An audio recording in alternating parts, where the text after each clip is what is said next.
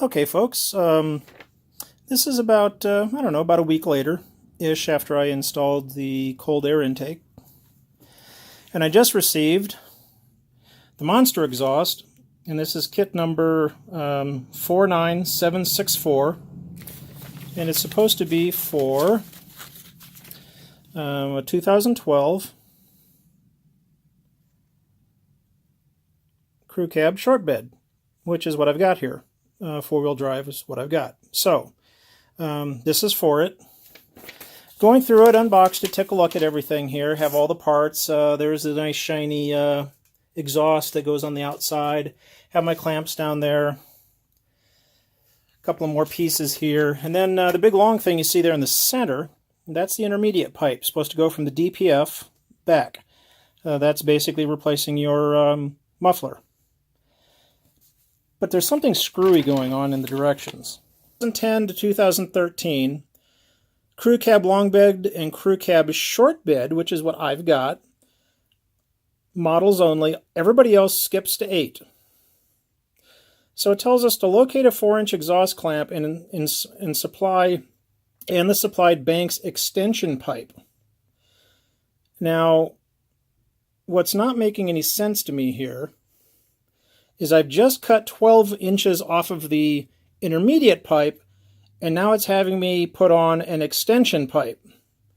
Why am I extending something that I just had to cut? And besides that, this kit does not have an extension pipe. It has an intermediate pipe, but no extension. And this was verified, this kit was verified by Banks. So, I've got some investigating to do. The next day.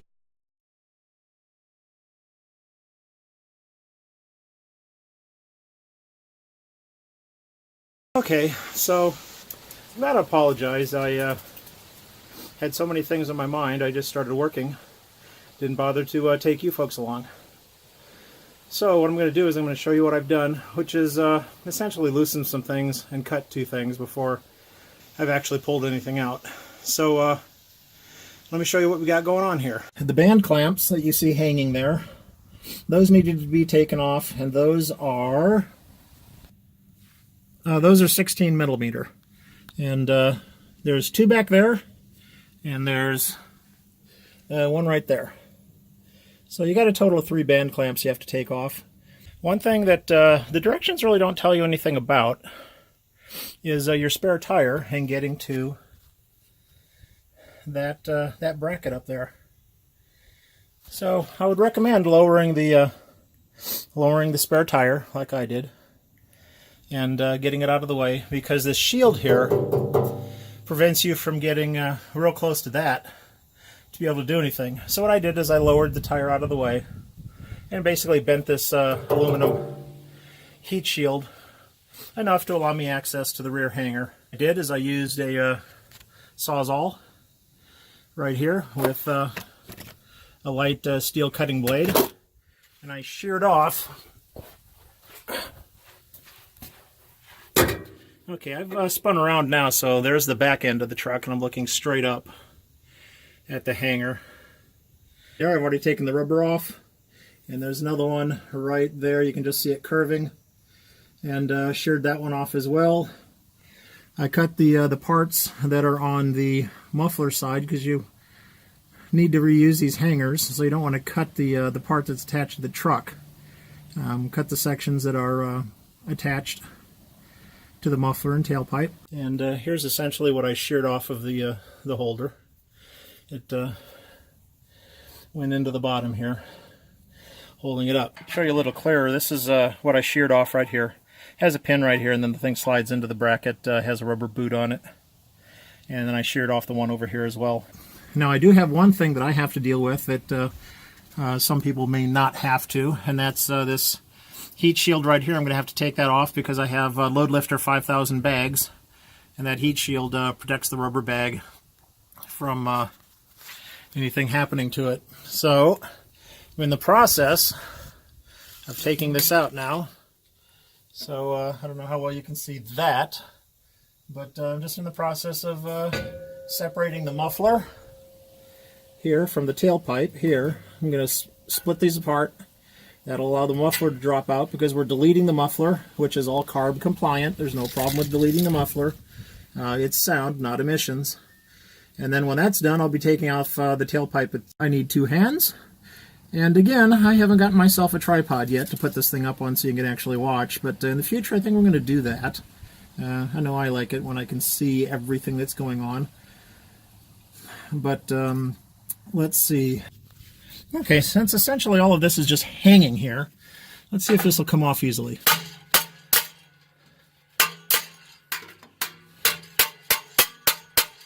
Yeah, it's coming. You can see it moving a little bit there. But yeah, I'm going to need 2 hands. Okay, well, she's out. You can see the muffler lying there. Basically, it took about another 5 taps with the hammer and my hand pushing on the opposite side so it slid off smoothly, and then just dropped right out. So there's the rest of the tailpipe going there. Here's the new stuff ready to go on. This is the way we look underneath right now. I got the end of the DPF here because that's the DPF canister, and if looking from the front back, that is the NOx there, part of the emissions, and then you have the DPF here, which is the thing that destroys your fuel mileage. And then anyway, so now what we'll do is we'll take a look at the extension, which is supposed to go, the next thing that goes in, which is this guy right here, a big long straight booger. So we'll see to make sure that I'm not making any mistakes here, and I will refer to the directions. And there's a story about the directions. I'm going to have to tell you that story a little bit later because it doesn't belong here right now. I'll have to tell you that at the very beginning so you don't get as confused as I was. So we'll see in a minute. All right, here we are again. And quick note, your rubber hangers here, got to keep those. So make sure you keep these guys. Back one too.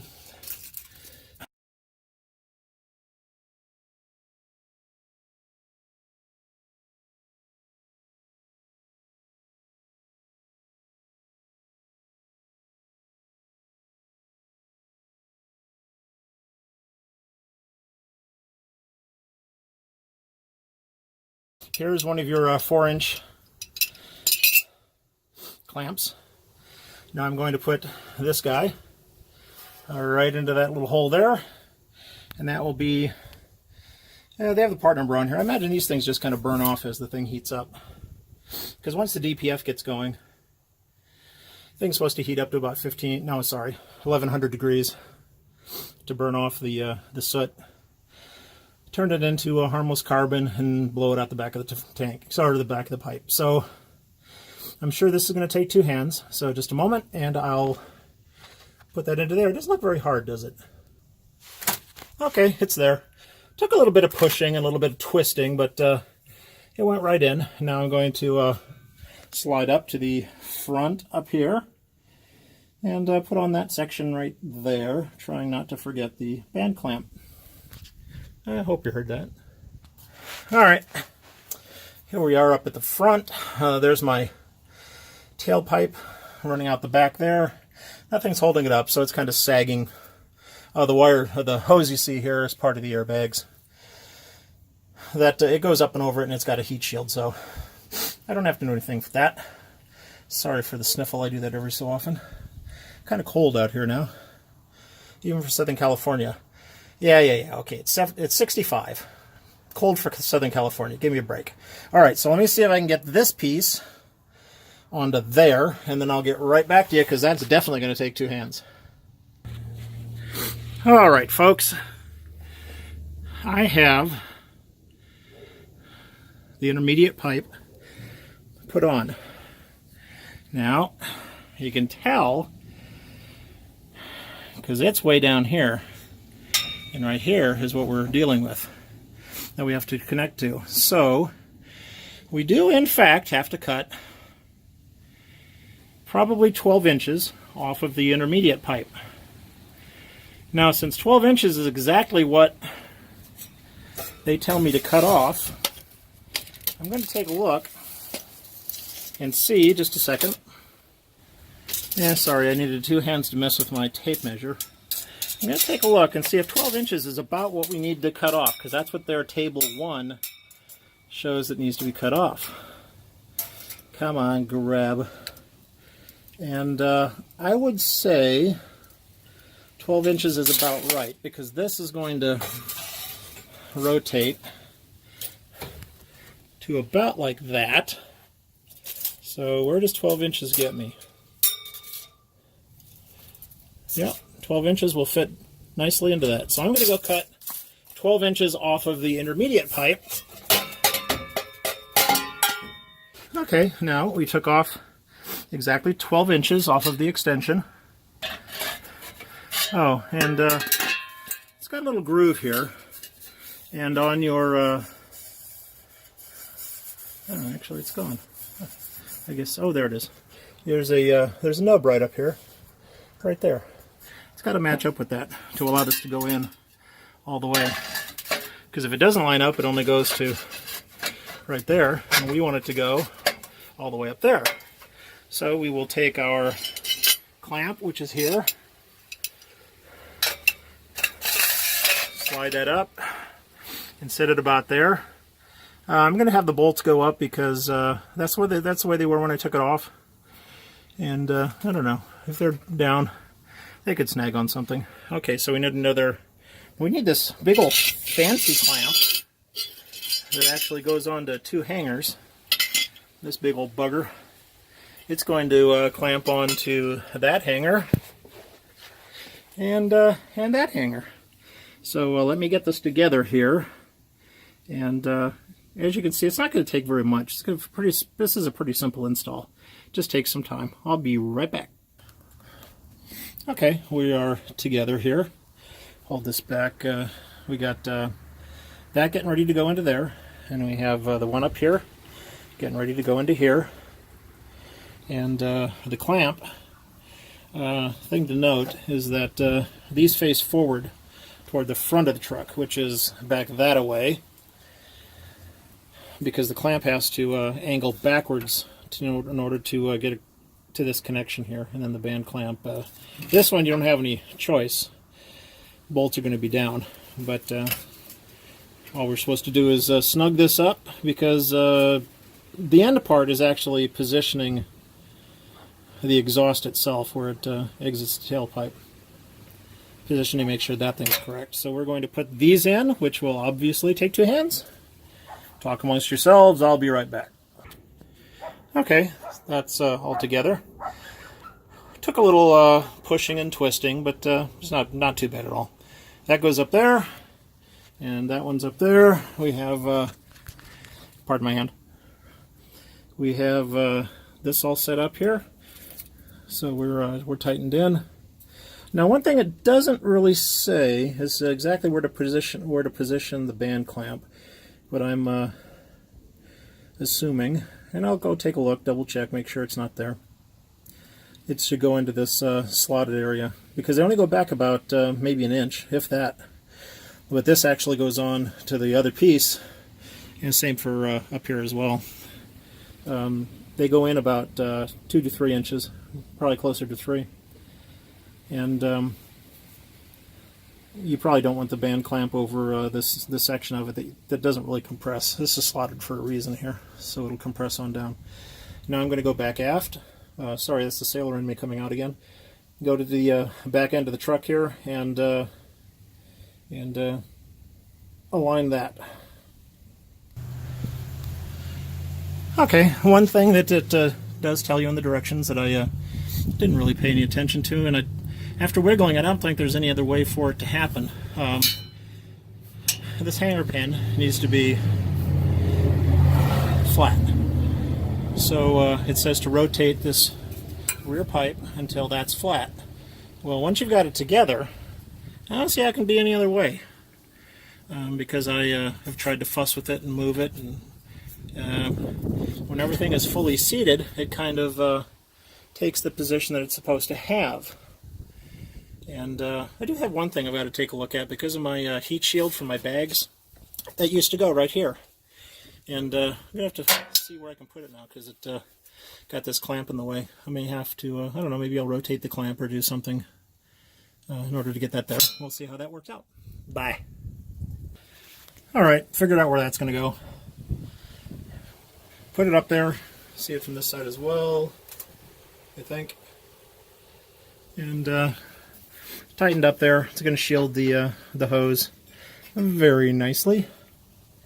And now all I've got to do is tighten these guys all up because everything is where it is supposed to be. I'm going to check, make sure that if it gives me some torque settings, I will let you know. I don't know if it's going to, but I'll take a look. Okay, torque settings on the bolts here for the hangers, and then the ones up there. You can see the ones here and the ones here.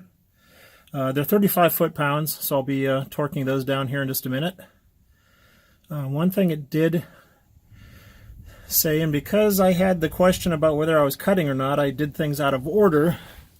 And I am putting a tip on, and it said before putting this rear pipe on, this one here, is to cut 4 inches off of this. I've got plenty of room to do it here, so I'm just going to leave it mounted, and I'm going to cut 4 inches off of this because the bright, shiny, beautiful Banks tip goes out here. And I'm going to snug these all down now to 35 foot-pounds. And then do the cutting. So I'll be right back. Okay. One odd thing here. It's supposed to torque down to 35 foot-pounds. None. You might be able to see that there. None of these things are torquing down to 35 foot-pounds before the clamp starts collapsing. You can kind of see it there. You can see the bend in it. So I got to about that point on both the front and the rear one there. You can see that one's collapsed as well. Never did I hit 35 foot-pounds. So I'm about to do the back one here, which is, wrong way, right there. And we'll see how these two make out. Alright, exact same thing. I double-checked my torque setting. Double check that the torque wrench does in fact work, yet none of these bolts will torque to 35 pounds before that starts collapsing. I think you can see that pretty well there. What we're looking at is it's starting to collapse right here. These walls are starting to bulge out. So yeah. Disappointed. Wonder if I'm the only one that's had that problem. Who knows? Maybe there's something weird just about my kit. I've known odder things to happen. One thing it did say when I checked these is to make sure that your bracket here is at least 1/4 of an inch onto your onto this that swedged part right there. Make sure it's at least that far on there and still in the slotted area, and you can, I don't know, I can't really see that very well. But anyway, so get this turned around so it makes more sense. Now I'm just going to cut the tailpipe because essentially the installation's complete. I'm going to cut the tailpipe the 4 inches off so I can put on the bright, shiny, beautiful thing. So this is going to be a 15.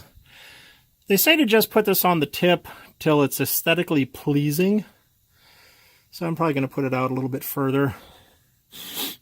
So, yeah, there's plenty of play in that. So I'm going to put it out a little bit further so it the exhaust will clear my trailer a little better when I'm driving, because I tow a 5th wheel. So let me finish this up. Okay, I just torqued that down. 35 foot-pounds, click, click. For those other ones, they just wanted to collapse.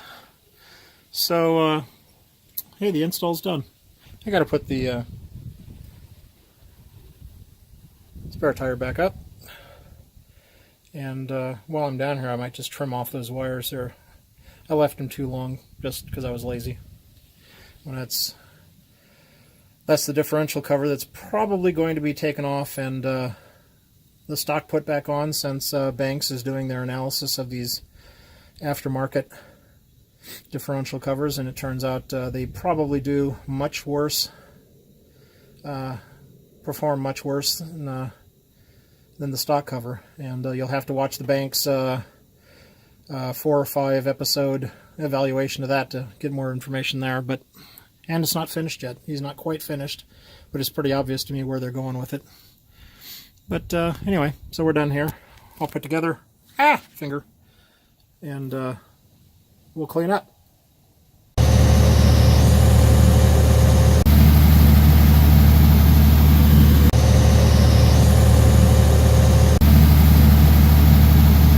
Oh, great!